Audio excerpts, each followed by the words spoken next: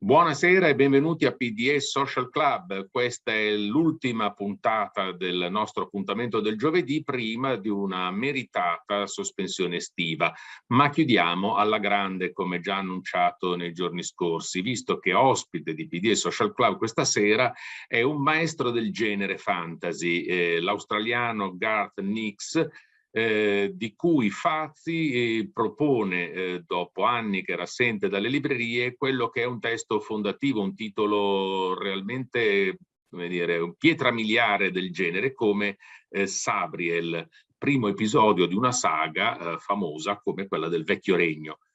A incrociare le lame letteralmente con Garth Nix, un'altra grande scrittrice, Laini Taylor, molto famosa, americana, californiana, che vive nell'Oregon, che gli lettori italiani conoscono molto bene, visto che è dal 2018 che è pubblicata sempre da Fazi in Italia, esordì con Il Sognatore, ma ve ne ricordate bene, e pochi mesi fa Fazi ha concluso la trilogia La Chimera di Praga pubblicando il suo Sogni di mostri e divinità. A condurre le danze, a invitare, a accompagnare Laini Taylor e Garth Nix nella loro conversazione riguardo a Sabriel, allo scrivere, al costruire storie e personaggi, ma anche a quello che è l'aspetto professionale della scrittura e del pubblicare, visti i trascorsi editoriali di Garth Nix. C'è un'altra nostra vecchia conoscenza a questo punto, che è Tiffany di Miss Fiction, una delle più amate e apprezzate book blogger italiane, con una forte vocazione esattamente nel genere fantasy. Ma a questo punto la parola la lasciamo a Tiffany, a Garth Nix e a Laini Taylor. Ciao a tutte e tutti, benvenuti in questa live insieme a due autori speciali. Sono con me infatti Garth Nix e Laini Taylor, e oggi infatti siamo qua per una chiacchierata a tre e parleremo un po' del mondo di Sabriel e ci interfacceremo su tante questioni che hanno a che fare con questo mondo, anche delle varie ispirazioni. Intanto ciao Garth e ciao Laini. Hello, hello. Ciao. It's a great pleasure to have you here. And we have a few questions, so I'll begin. And whenever you want to say something, please do. Thank you. Prima di tutto, che cosa ti ha ispirato a scrivere, che cosa ti ha portato a scrivere la storia di The Old Kingdom Chronicles?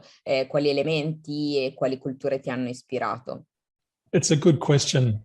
I wrote Sabriel in the early 1990s, and it was first published in 1995. So I look back and I think, what was that young man thinking? What was inspiring him? It's such a long time ago. I'm not sure anymore. I do know I wanted to, as I always did from the beginning, I wanted to write the kind of book that I like to read. And I love all kinds of books, but fantasy and science fiction are the books I love the most. I guess probably just a little bit more. That depends on what's going on at the time, because I do love all kinds of fiction and non-fiction. But I think looking back, I knew I wanted to write a fantasy adventure story, and I wanted to write one about a kind of good necromancer. That was the first thing that I started with. I wanted to write about someone who could bring the dead back to life, but didn't. Instead, made them stay dead. So kind of like a reverse necromancer. So that was pretty much where I started. And then I slowly worked out that I wanted it to be about a young woman rather than a young man, because there was enough young men coming of age fantasies, so that was kind of like a happy accident for me. Because when I started it, I thought I was going to write about her father. When I wrote the prologue to the book, I thought it would be about the Abhorsen, the office of the person who keeps the dead down. And I thought it was going to be about her dad, but the prologue is about Sabriel being born. And when I wrote that, I thought, well, she is more interesting, and it would be better to have a young woman hero than another young man. And so that was a happy accident for me, really. I discovered I wanted to write about her in the process of beginning the book. I didn't know beforehand. So I guess it was in all the things that I love: fantasy, adventure, magic, and I guess I was thinking about death and what lies beyond, and whether you can come back and so on. Probably because that was at that time my grandfather was dying, and it was really the first person I knew who was close to me that was going to die, and that made me think about what people have believed about what happens after you die, and about various afterlives, and also the whole idea of necromancers bringing the dead back to life and so on. So those were some of the things that were at work. Quali elementi della serie pensi che, visto che è uscito più di 20 anni fa la versione originale, pensi che parlino ancora così tanto al pubblico di oggi, e quali sono invece i tuoi elementi preferiti? I mean, it's interesting when you write a book, you never know what things will appeal to readers and what they will love and what will keep going over the years. And I guess with the Old Kingdom books, I mean, some of the things that people particularly love are the 7 bells that the Abhorsons use that's how they use their magic to control and command the dead. The 7 name bells of the Abhorsons. Some of the characters, I think, particularly the anthropomorphic characters, Mogget and the disreputable dog, who are not in fact a cat and a dog, but they only have those shapes. I think people particularly respond to them, and I love those kinds of characters myself, which is of course why they're in the book. I've always loved anthropomorphic animals that are more than they seem.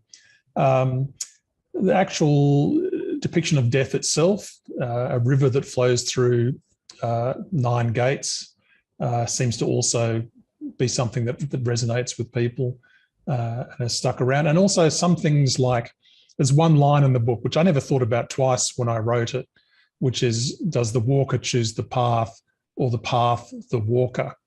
That's just a rhetorical question, really. It's not a question that has an answer, but people particularly like that line. Now they get tattoos of it. They talk to me about it all the time. I never thought twice about it when I was writing it, but it's one of those happy accidents where it seemed to speak to people. So those are some of the things that I think have stood the test of time.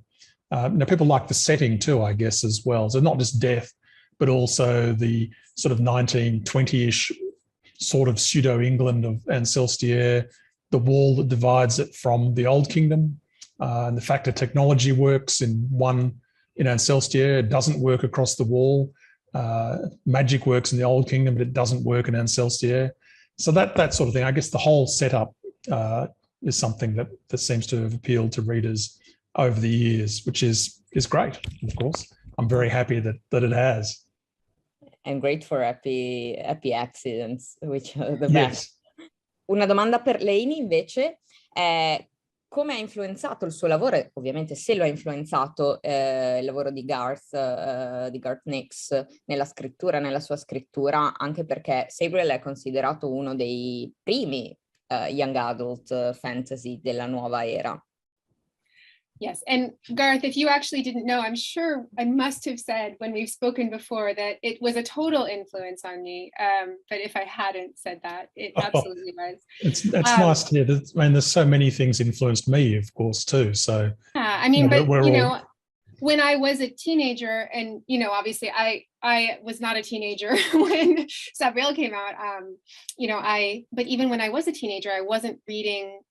And there wasn't a lot of YA books then, but if there were, I wouldn't have been reading them, and I wasn't even really reading fantasy. I had loved fantasy as a young reader, as a kid and a middle grade reader. And when I became a teenager, I became extremely literary. It was very insufferable, and I only read French poetry and classics and whatnot. And I was actually laughing the other day because my 12-year-old daughter went to the bookstore with her friend, and the friend came back with Rabelais, Gargantua, and Pantagruel, and I was just cracking up because at 12 maybe that wasn't me, but later.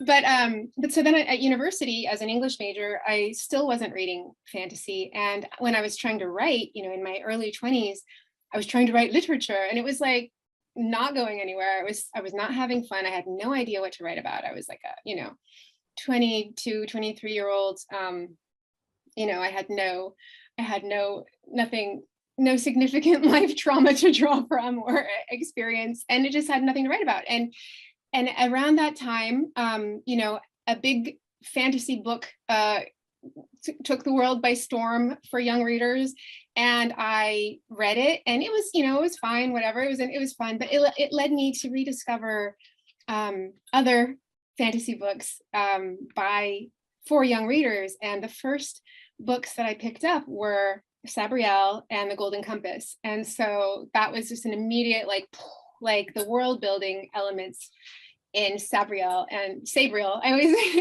you can say it either way. Yeah. I flip-flop myself, so you can Sabriel, potato, it's fine. Yeah, I mean, so for me it was like a double thing. Like I hadn't really been reading fantasy for a long time. I had been reading, 18th century, whatever. And I also hadn't been reading books for young people in a really long time. And they had happened in that time, this industry had begun. And I did work in a bookstore during college, so I was aware of things that were out there, but I wasn't like compelled to, pick them up so much. And then all of a sudden there was this huge world. And as soon as I started reading these books and discovering, and I think I was really lucky to pick those two up because they remain a couple of my favorite world building elements of all time, is your concept of death and the bells and everything that you just mentioned. I was like, I'm going to wait, but I'm going to pipe up. Like the world building is just so wonderful and everything is so cohesive.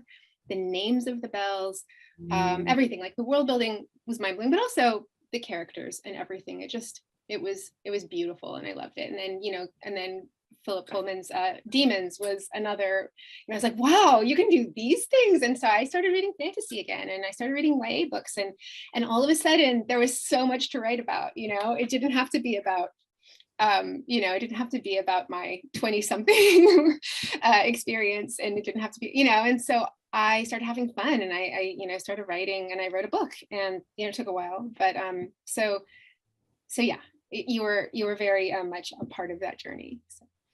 Oh, that's good to hear. I'm glad to be part of that, and of course, in some small way, I'm glad to have spurred on your wonderful books. So, thank you. But that's the great thing. I mean, for all of us, I think, is I am re-enthused for writing by reading all the time. Yeah. Sometimes old books, rereading them, or books I haven't known about and just hadn't discovered, even though they were around for forever. And I read something and I think, wow, that was so great. I really feel like trying to write something good myself because I've read something good. Yeah, I absolutely feel that way. And I just want to say, I'm so glad that Sabriel is having this great continuing life over the decades now, because, so many books just don't last on the shelf like that. And as an author, it's sad to think. And, I just had read a book by, a fantasy writer who is a little bit hard to find now, and wasn't even writing that long ago. And so it's just, this awareness that things have their time and fade out. And so I love seeing reissues and new editions and new readers being found all the time. Well, the books are similar to the dead in some ways. They come back. They come back. They can seem completely gone, but they can be brought back. And I love that too. I mean, particularly books that were favorites of mine as a child, which have completely disappeared, and then someone republishes them and they're rediscovered again. Yeah. And I love that. And I also like to try and help it along wherever possible too, because there are so many good books that are unfairly disappear or don't get their moment in the sun. So, well, I'm very grateful that Sabriel has just kept on being there with various sort of prominent resurgences. At the same time, there's so many more books that deserve new outings and rediscovery. And I think you said that it wasn't an immediate success. Is that right? No, it wasn't. No, not straight away. No. I mean, overall, it's sold far more than any of my other books, but it's never actually been technically a bestseller. Okay. So it's kind of that some of the later books were. I mean, Lyra and Abhorsen were both New York Times bestsellers. But in fact, Sabriel sold far more. Actually, Daughter of Smoke and Bone was before the list was changed, and so it didn't list, but the other two did. But it just kept on going. I mean, so there's that thing where if you have a book that just keeps on going, even modestly, ultimately over time, it will take over some books that have, appear to be very big, but they're not for very long. So that's what we all want. Yeah, slow and steady, and just persistent, always there. That's what we want. Yeah. Yeah, it's not, in the book world, but I've just been sort of enjoying the resurgence of the Kate Bush song, Running Up That Hill. Yes, yeah. Well, I'm a big Kate Bush fan. And I was my daughter's age when it came out, 37 years ago. I was 12. And so it's a trip, to have her listening to it now. And I just love that she's just made her first top 10 ever in the US out of this hit. And Stranger Things has done great work for Dungeons and Dragons too. Yeah. Which I started playing when I was 12. And no one had ever heard of it. I mean, literally no one had ever heard of the game because it was new. And it wasn't probably for at least 6 or 7 years that my little group of friends who played ever met anyone else who knew what the hell we were talking about. So it's good when things come back. Good things. All the good things, and we're so happy to have a new edition of Sabriel right now, because there's a new generation that is approaching to the books. So the same happened after the 10 years anniversary of Daughter Smoke and Bone, for example. So that's great. I think I remember that I have a very similar experience to Laini, but I was in my early adolescence, so I started with The Golden Compass and Sabriel. Because they were the only 2 editions in the library, my public library, and it's so weird to see it after so many years in the hands of new generation, but it's great. I think that means that they will survive. They are stories that keep telling something to the people, and I think it's great, right? It's one of the best things about writing books and reading books. Absolutely. And Philip Pullman was very important in getting Sabriel known in the United Kingdom, because it wasn't published at the same time in the UK. It was published here first and then in the US, only a year apart, but it didn't actually get to the UK until about 5 or 6 years later. And Philip Pullman very kindly, gave it a brilliant quote, blurb used on the book, which I think made a big difference. So even though The Golden Compass and Sabriel came out at the same time in America, he was incredibly helpful, and I'm very grateful to him for helping it become better known in the United Kingdom. So they're a bit slow to catch up, but they got there in the end. Hai dei piani di espandere la serie di Sabriel e delle Old Kingdom Chronicles, visto che ci sono stati dei seguiti, ci saranno tanti libri che usciranno e abbiamo appena finito di parlare di come sia questa nuova edizione ovviamente di Sabriel, quindi ci piacerebbe sapere se hai dei piani per espandere invece questo mondo. Well, there are 6 books in the series now. I mean, Tersil and Eleanor, the 6th book came out last year. So I don't have any immediate plans for more beyond those 6 books, but I have many, many notes for books and stories. And I do seem to keep coming back to it, not always very regularly. There was quite a long gap between Abhorse and Clariel, and then a little bit more again before continuing on. But I think it's likely I will come back to it, but I have no immediate plans. My next few books that I have lined up are not Old Kingdom ones. Okay. So is there a new Italian edition? Is that of Sabriel? Yes. Sabriel? Yes. Which covers did they go with, or did they do new ones? Let me it I was just looking for one before, but I haven't got one in my office. Which oh my gosh, I don't know about you, but the foreign edition mailings just really dried up over, and I just missed them. I miss getting them. Okay, so it's just an iconic cover. Yeah, it's beautiful. Looks beautiful, great. Yeah. So beautiful. It's very shiny. It's very shiny, but it has the charter mark, and it looks great. Yeah. Awesome.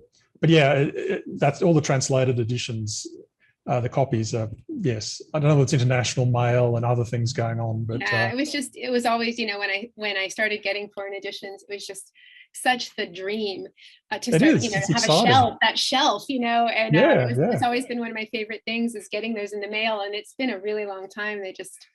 And so I see them online and try to keep track so I can maybe hopefully one day track them down, but I think some of them are just lost. to me. Well, if you don't get them at the time, it's often quite hard later. Yeah. But yeah, it is. It's very exciting. I mean, getting a new book of any, I still get very excited when any new book arrives. I mean, I've been doing this for so long, and I've written lots and lots of books. I guess it's good that I still get very excited when a box arrives and wow, it's my new book. And since you're, more of my generation, you might remember this in the movie Back to the Future. There's a scene that only writers usually remember, and it's a scene where the author's father at the end gets a box of his first published book, like from his publisher in the mail. And so I've always called it the Back to the Future box. Yes. When that comes. But young people don't, or non-writers, like that doesn't register in their mind. But that was like the first time I think I formed that dream. Oh my gosh, getting a box of books from your publisher of your own book. Yeah. I know it's interesting what gets normalized though. I mean, I get boxes of books all the time. There's different editions and things. And for my kids, their whole life, there's just been boxes of books arriving at the house of my books. So they're completely blasé about it. It's just like, oh yeah, a box came for your dad. And it's like, I'm like, wow, it's my new book. It's the new. Actually, it was funny. And they're like, whatever. Too. And we were in Paris a couple of months ago. We went into my French publisher, and Clementine, she's the same, jaded. I mean, she thinks it's cool, whatever. But my French publisher is the third biggest manga translator in France, and they do My Hero Academia, which is her favorite. And so it was like the most I've seen her like actually excited to be in a publishing office ever because they had all this manga everywhere. So that was cool. My boys expect me, and my wife's a publisher, so they expect between both of us that we know every single famous author in the world and can just connect them if necessary. But they're very rarely impressed by them. But every now and again they are impressed by someone that we know, and it's someone that they read. And it's interesting that those favourites are like a different order above all the others, including their own father. It's like you're not special, but the person that you vaguely know is very special. That's good. I guess. I did get a little thrill the other day though, because my daughter was group texting with her friends, and she actually recommended one of my books. And another friend on the group text said, Laini Taylor's your mom? And she's my second favorite author, which was awesome. But of course, I'm like, well, who's his favorite author? Who's first? But who was it? Yeah, I didn't find out, but I'm going to find out. No. But that was amazing. That was really cool. I would take second favorite. Even third, fourth, fifth favorite would do. It's amongst my son's friends, but I was completely thrilled. It's great. It's a great badge of honor, like second favorite author is great, I think. Oh yeah, it's huge. Ci sono mai stati progetti per lo sviluppo di un film o una serie TV ispirati all'universo di Sabriel? Ti piacerebbe che un progetto di questo genere si sviluppasse? There's been a lot over the years which have just not eventuated. It was set up to be a film in 2009, 2010, which I was co-writing with an Oscar-nominated screenwriter who was a great writer, and I enjoyed wandering around Hollywood with him, and it was actually with Plan B, Brad Pitt's company, so that was kind of exciting and interesting. But we couldn't get it set up ultimately. Curiously, back then, one of the issues that kept coming up, and I'm glad it's not the case now, is that all the studios were worried that it was a female-led story. So there's this question kept being asked: when does the guy come in? The guy being Touchstone, because we'd do our pitch, and then they'd listen to it and they'd go, "When does the guy come in again?" And we're like, "Well, that's kind of like not the most important thing." But for whatever reason, that time it didn't happen. And there's been a couple other times it was set up for a film, which didn't work out. Then about 4 years ago, we had it set up at Amazon as a series, and I co-wrote a pilot with a friend of mine who's a very accomplished screenwriter, also one of my oldest friends I've known since I was 4 years old. She's a wonderful Australian screenwriter. But Amazon chose not to pick that up after we wrote the pilot, possibly because they just bought the Lord of the Rings, and they didn't need another big. It's like, we got the big fantasy, we don't need the little ones. We've got Lord of the Rings. Or who knows, that's a very strange world. And then about 2 years ago, it was very briefly set up at a big studio, but then they found out they actually already owned a much older sort of YA fantasy, and they decided it was too similar, even though there's actually no similarities really, apart from the fact that it's fantasy, fantasy adventure. But they already had one, I guess, which I notice has not been made. So, who knows? So what we really need are apparently 6 more Game of Thrones spin-offs instead of... Yes. Yeah. And another Lord of the Rings, at least it's not just a remake of it's Lord not of the just Rings. a remix. But I would rather have some original material out there, and I would love to see a Sabriel movie or something animated would be awesome. I'd love to see a good one. And I probably have made it more difficult by wanting a high degree of involvement, which raises the bar, because typically studios and production companies don't want the original author involved for all kinds of reasons. Some of them actually very sensible. But I've tried to be, for this, I've tried to be involved. I don't do that with all of my various books, and some of my books, I've just let them be, and they've been optioned, and I've not been heavily involved, because you just got to choose how much you can do. Frog Kisser, for example, is in development with Disney as an animated musical. What is? Frog Kisser. Oh, okay. Yeah. That was exciting. So and that's been ongoing. I think they're up to their 3rd script now. So we will see. But so things like that, and then there's some other things going on. It's amazing how many things have to come together just right for to get those green lights.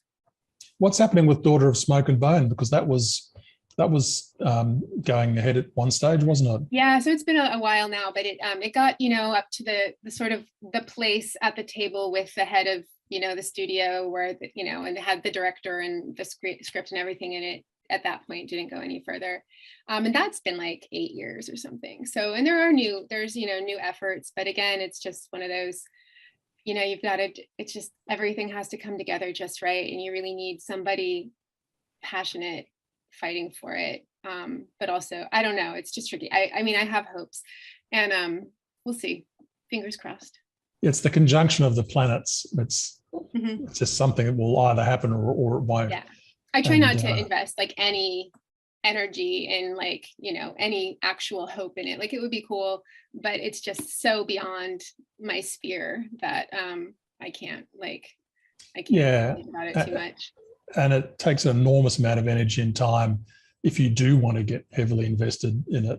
That time I spent in Hollywood back in 2009, I think I probably ultimately ended up being probably sort of 9 months out of the year, going backwards and forwards and having meetings, and I actually enjoyed it, but I also had to make a decision not to continue doing that, because my business is writing books. It's not trying to get films made. I wasn't that heavily involved, but there was a year or so where I did get to go down to meetings and stuff, and it was very exciting. And I did write a draft of a screenplay and got to be in the Writers Guild for a little while, and that was all very cool. But it really is a big distraction from writing your books. Yeah, I mean, I've now written a screenplay of Sabriel. I've written a pilot and a Bible for a television series of Sabriel, and some other odds and ends along the way, which is interesting. And in fact, I trained as a screenwriter. That was my university degree. I just didn't pursue it after I left university. I wrote stories and books instead. So I still have a sort of, I do like screenwriting, and it's a different kind of writing that I enjoy, but you just got to, again, it's about choosing what you do, isn't it? Well, it's so different. And I have a friend who's a screenwriter as well, and just the way that they have to contort themselves to anticipate what other people they're going to want at every level. And it's just, I mean, it's so different than writing a book. And I don't think everyone can do it. I mean, being let able go to of your ego to that degree. Oh yeah. I mean, there's times I've worked on things where because you have really total control writing a book, and then screenwriting you do not, and things will change, and also the input you have where you'll be asked to change something completely and utterly, and it's just part of the deal. It makes it a whole different world. So it's kind of interesting I enjoyed sort of dipping my toe in from time to time, but I'm also quite glad to just come back to writing books often. Yeah. Also, from a viewer point of view, we've watched so many horrible adaptations. So I guess that it has to be the perfect project. Well, not perfect, but the most the closest to the idea of the book, or the idea of what's in the author's mind. So at the same time, though, I think about this experience that I had that was like crystallized in my mind, because I was in an airport bookstore in Texas, and like I just overheard a mother and a teenage daughter shopping for books, and literally the only things that even registered, that their eyes even saw, were things that had been adapted. Like every other book was invisible to them.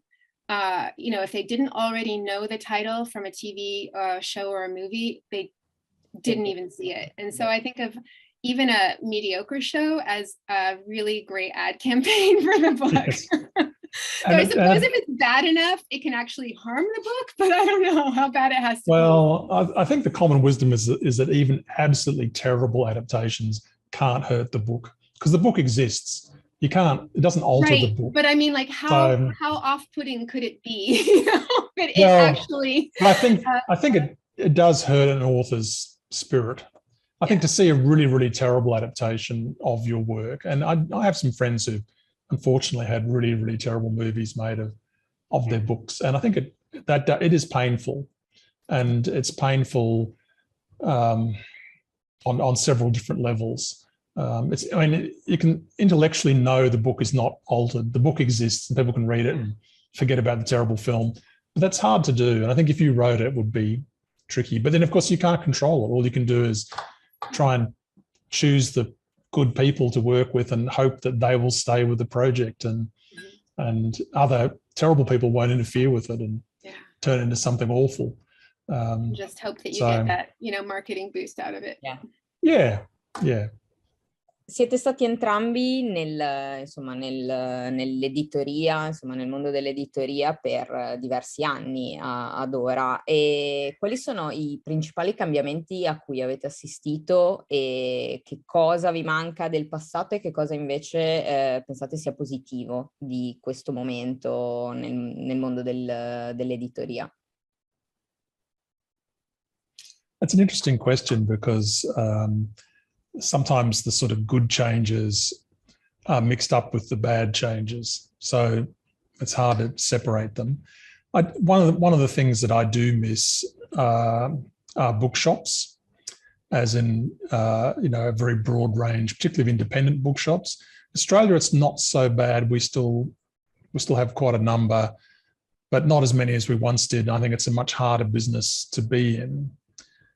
But on the sort of flip side of that is that there were also lots of weird problems with old bookshops as well, in terms of how publishing worked, the sort of slowness of publishing and some of the sort of ingrained practices that went back centuries, which meant it was really hard to get books and it took too long to get them and so on. So, it's all a bit mixed up in the sense that I welcome some of the changes, but some of those changes have made problems for some of the things I liked as well. So, I read ebooks a lot, and I love the immediacy and availability of ebooks.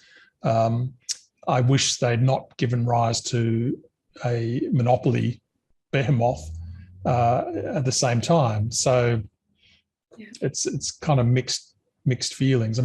A lot of the sort of more leisurely aspects of publishing and book selling, I think it's good that they've gone for the most part, except that I'd still like some of them, if that makes sense.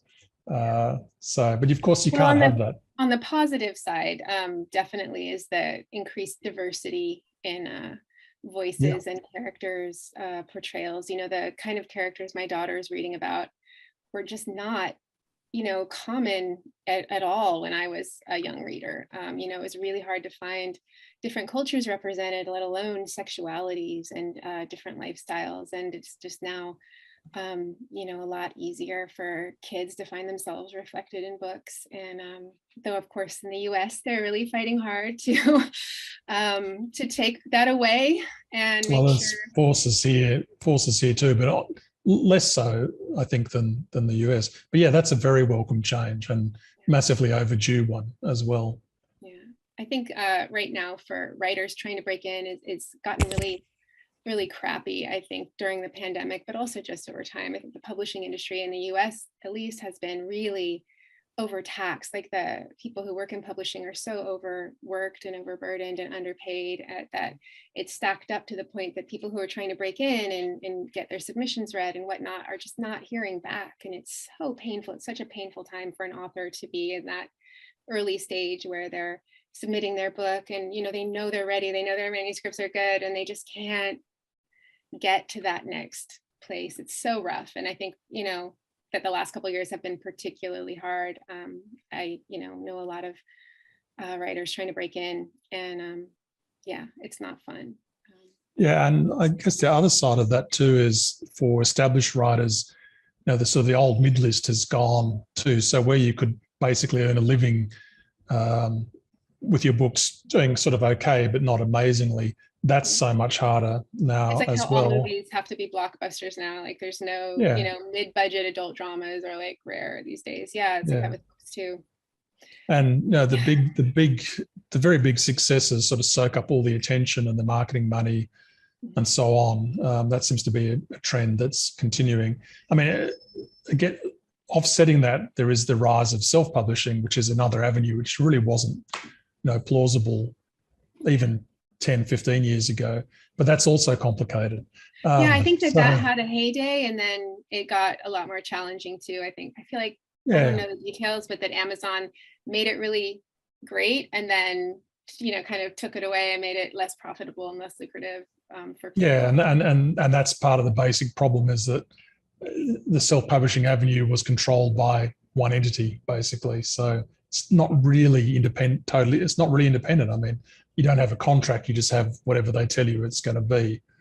But at least it was another avenue which didn't exist, and it is still another avenue. Yeah. So it's all mixed up. I do think probably the last 3 or 4 years have made things a lot harder across all the avenues, and for people working in publishing as well. And that probably is a reflection that times are more difficult for everybody in every industry, perhaps. I'm but not I sure. feel like at the beginning of the pandemic, the publishers anticipated a drop in profits. And in fact, and so they tightened their belts and they consolidated. People got more work on their, you know, positions combined. And then, in fact, the opposite happened and profits went up. But do you think that they passed that on to the employees who were, you know, doing their best to? No, like they didn't. And so it's just not gone. I don't know. I get the sense that there's a lot of people quitting, a lot of the younger employees, like people can't afford to break in to publishing anymore. They can't, it's just not feasible. I don't know. Yeah, it's always been very hard. And I think particularly in the US, when it was so New York focused, just living, and in the UK and London, you know, just being able to afford to live in those cities. Yeah, here's your entry level. Yeah, so it bred a class of people who were, you know, who could, like, you know, be supported by their families while they were breaking into this industry, and it completely excluded people who couldn't do that. Yeah. Where's the head of the Australian publishing industry? Is that? It's sort of evenly split between Sydney and Melbourne, which are both very expensive cities to be in. I mean, I think sort of one of the pandemic things is that it is so much more possible to work not in the big cities, and that certainly has applied to publishing as well. So, you know, maybe that's another change that we'll see where breaking, you know, working in publishing may not be so difficult, except that I think probably breaking in, you still need to be. It's probably still easier if you're able to be in the big cities. Right. So I don't know, Italy, is it Italy the same? Do you need to be in Rome? It's always the same. Most of the publishers are in Milan, some are in Turin, and some are in Rome, but the smaller one, like Fazi. I didn't realize that Milan was Milan is the center of everything in Italy, basically. It's the industrial center, isn't it? From an industrial point of view, it's like the city, more than Rome, which is our capital, but it's different. There are different kind of working habits, let's say, and the industries are quite different. But still, it's a lot has changed even in Italian publishing industry, and even the more people reading, which is the biggest problem in the Italian market, because we don't have many readers in numbers, I mean. But it's quite expanding. It's an expanding market, so I just hope it will turn out into workers' rights and all the things that should come with an expanding market. Per concludere questa chiacchierata, l'ultimissima domanda è: cosa state leggendo in questo momento? Was that word chiacchierata? Chiacchierata? Chiacchierata, it's a chat. That's great. What a great word. It's also very difficult to pronounce for foreigners. Chiacchierata, yes. Okay. Garth? Go. Laini? Oh, well, I'm always reading lots of things at the same time, so I have to sort of carefully think about this. So the last novel I read was Master of Gin by P. Jelly Clark, which I liked a lot. Have you read it? I read one of the novellas is all, and I loved it. And I keep meaning to get, it was like an Audible, one of the Audible novellas. I read them. So I really want to get the novels. Yeah, no, it's really good. I really enjoyed that. So Master of Gin was great. And then before that I read A Marvelous Light by Freya Marsk, because I was on a panel with her recently, which is always a good prompt to read new things that I wouldn't otherwise read. And I'm always rereading as well. And I've just been often sort of comfort reading, I think, things that I love and return to. And I've just reread some of Georgette Heyer's Regency romances for like the 11th billionth time. Though my favourites have changed over the years as I've got older, which is kind of interesting. Some of the ones I didn't like so much when I first read her as a teenager, I like far more now. So that's kind of interesting. And I just reread some of Elizabeth Moon's science fiction space operas, the Cyrano books, which I really like. So I've been reading those.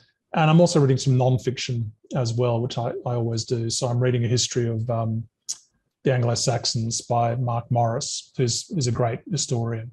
And it's very good. And I've got a couple other things as well. Is that covering the formation of England, or is that it's a history of early Kingdom era, or early England? So it's basically from the Romans to the Normans, that period. So, but he's a very readable historian.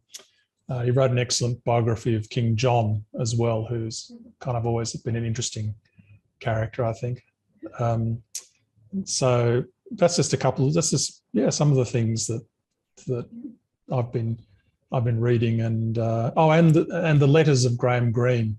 I love authors' letters, collections of authors' letters. I was at my local bookshop and it was on specials, like a third of its normal price, so I couldn't resist it. And of course they're so often they're all about money.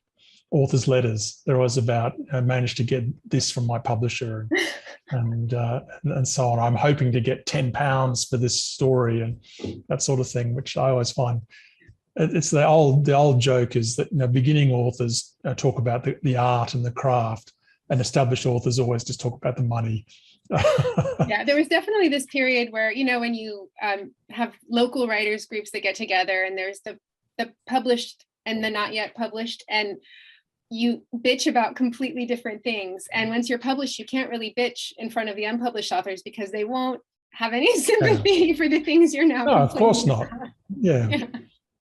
It's what a friend of mine and I just speaking of ourselves, we call it rich fat author syndrome, where you're sitting around complaining about something which is actually only a problem if you're very well established, and if you're beginning would be, I would love to have that problem. Yes, give me that problem. Could I have that problem?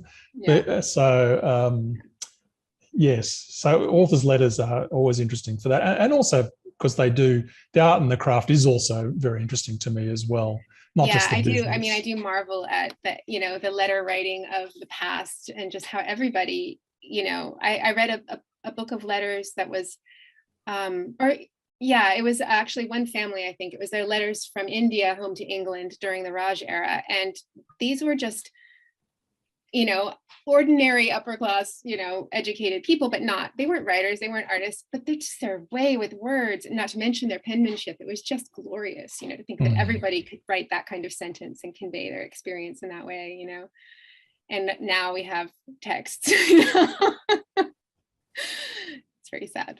But I am reading this, and I am doing an event with this author, Shweta Thakrar, next week. This is her second book, and it's based on, it's, a high fantasy, but the setting is inspired by India and Hindu mythology, or Hindu lore, and it's very, very cool and beautiful. And I used her name as one of my, I asked her if she minded, years ago, 5, 6, I don't know how many years ago, when I wrote Strange the Dreamer, each section starts with a invented word with a meaning, and the word Thakrar in Strange the Dreamer means the point at which awe becomes terror and terror becomes awe. And she did not mind me using her name for that. She gave me her blessing. But so this is really lovely. I've just read a book by Patricia McKillop, who I have never read because my big hole in my fantasy reading, during those years when I wasn't reading fantasy. And she just sadly passed away, and has a lot of beautiful books out. And because she was being talked about when she sadly died recently, I thought now is the time. And it was gorgeous. She's a wonderful writer. I mean, I love The Riddle Master of Head, which I have only read The Song of the Basilisk now, and I have a couple more stacked up. But so The Riddle Master, that's the one you would recommend? Yeah, it's the first one I read of hers. I read it when I was 14 or whatever. Yeah. So of course you have a particular fondness, but I have reread it several times over the years, and I like the whole trilogy, but I like The Riddle Master the best of them. But they're all great, so you should definitely read that. Yeah. I would recommend that trilogy. Yeah. Okay. I also love Signet. I don't know how to pronounce it. It's like Signet. Like a baby swan signet? Signet. Yeah. Signet. Yeah, exactly. That's great. It's inspired by Slavic mythology, and I love it. And the Book of Atrix Wolf is also another one of hers. That, in fact, I love all of hers. Are great. They're all fantastic. I've also just been rereading Lois McMaster Bujold. Oh, I'm a huge fan. Yeah, I have only read the Chalion books. I love them all. Yeah, but I love these. They're wonderful, and so I do want to get more of her. Have you been reading the Penrick and Desdemona novellas? Yes. Oh my God, which are also fantastic. But The Curse of Chalion is probably, she's one of my favorite authors, but The Curse of Chalion is probably my absolute favorite of them all, which is it's always hard to pick out something that I think when you have an author whose all their books are good, but that one is just a little bit above. And it's so good. And then I read Paladin of Souls right after, and I think I liked that a little bit more just because you so seldom have a fantasy main character who's a woman whose children have grown up and who's sort of at the end of her usefulness, and in a fantasy setting you don't have a 45-year-old woman having adventures and falling in love. It's and she does it so well. She does it so well.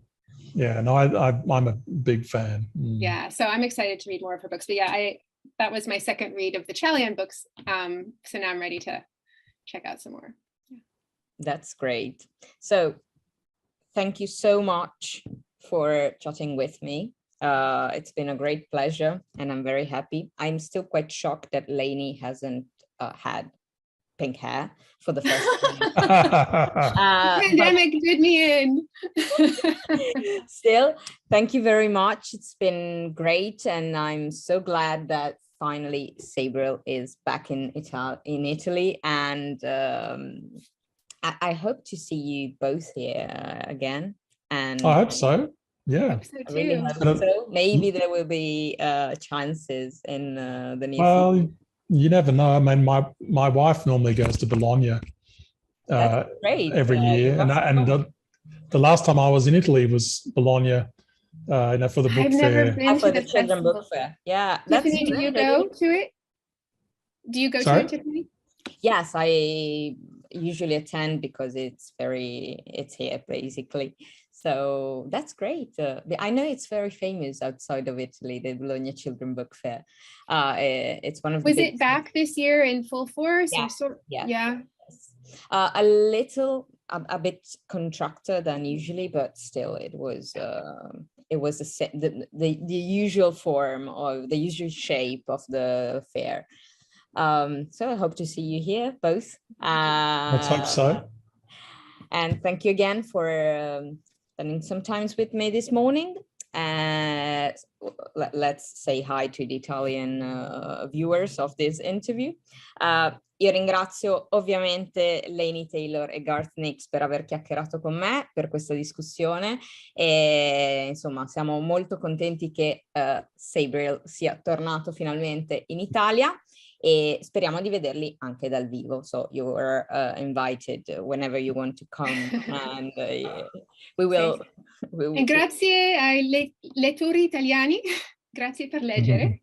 Thank you very much. If you Grazie, want to, Tiffany. Oh, thanks to you. Yes, thank you. That was great, and thank you again for. Thank you. Nice to see you too, Laini. Nice to see you, Garth. Yeah, and hope you get some rain, Tiffany, and some break in the heat. Yeah, I hope so. Absolutely. Yeah. Take care. Bye. Bye-bye. Bene, come dicevamo, una conversazione ricchissima, si è parlato veramente di tutto ed è stato molto bello sentire come due colleghi si confrontano sui temi a loro cari della scrittura e della costruzione dei libri. Con questo chiudiamo questa serie di PDE Social Club che va in vacanza per un paio di mesi e ci ritroveremo a settembre con nuovi appuntamenti, con nuovi libri, con nuovi autori.